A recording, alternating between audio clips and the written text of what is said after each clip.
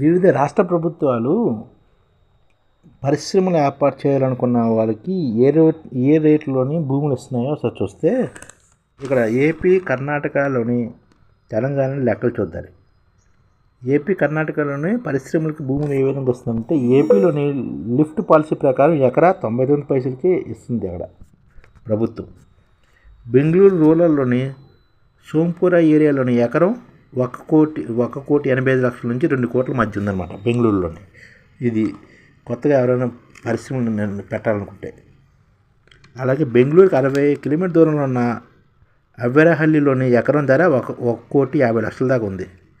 బెంగళూరు నుంచి 48 కిలోమీటర్ దూరంలో ఉన్న రామ్నగర్లో కూడా ఎకరా 1,17,00,000 దాకా ఉంది.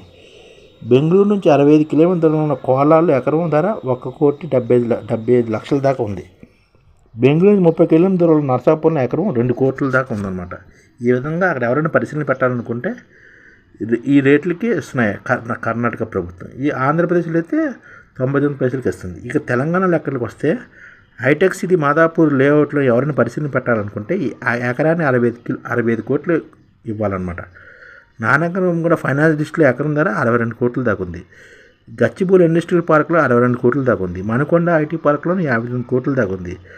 చందూలార్ బారాదరి ఇండస్ట్రియల్ పార్క్లో 20 కోట్ల దాకా ఉంది. ఆటాదాన్ ఇండస్ట్రియల్ పార్క్లో 15 కోట్ల దాకా ఉందన్నమాట. రాష్ట్రం కాంగ్రెస్ పార్టీ అధికారంలో వచ్చినప్పటి నుంచి ఒకవైపు రియల్ ఎస్టేట్ రంగం మందుకొండను సాగుతుంటే మరోవైపు పెట్టుబడులు పెట్టేందుకు ముందుకొచ్చిన రైతు కంపెనీల కోసం పునాదులు పడుతున్నాయని ప్రతిపక్షాలు ఆరోపిస్తున్నమాట. ప్రభుత్వం ఎమ్మెల్యేలు చేసుకున్న అనేక కంపెనీలు ఇంతవరకు ముందు వేయకపోవడానికి కారణం 2 ఏళ్ళకి పరిశ్రమ సబ్సిడీలు విడుదల కాకపోవడమని పరిశ్రమలు కూడా ఇదే చెప్తున్నమాట.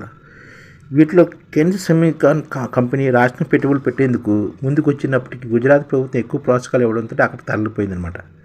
అలాగా ఇది అనమాట.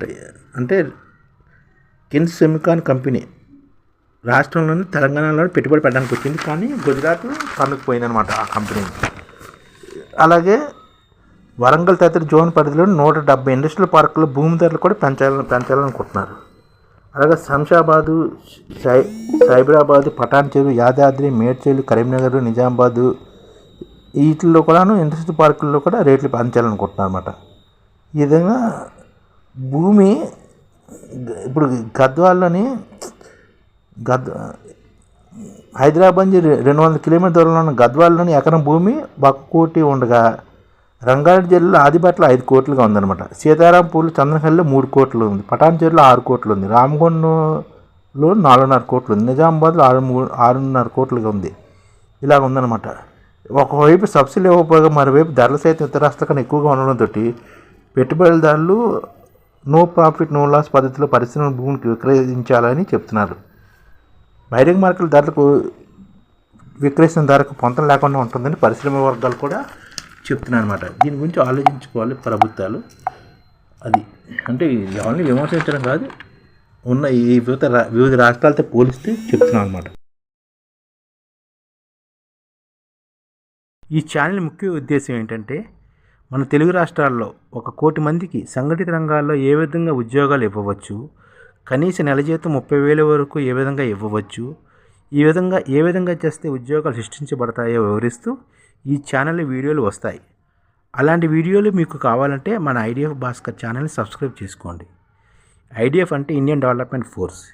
ఈ వీడియోలు చూసిన తర్వాత మీకు నచ్చితే లైక్ చేయండి, మీ ఫ్యామిలీ మెంబర్స్కి షేర్ చేయండి, మరియు మీ ఫ్రెండ్స్కి షేర్ చేయండి. Thank you. నమస్కారం.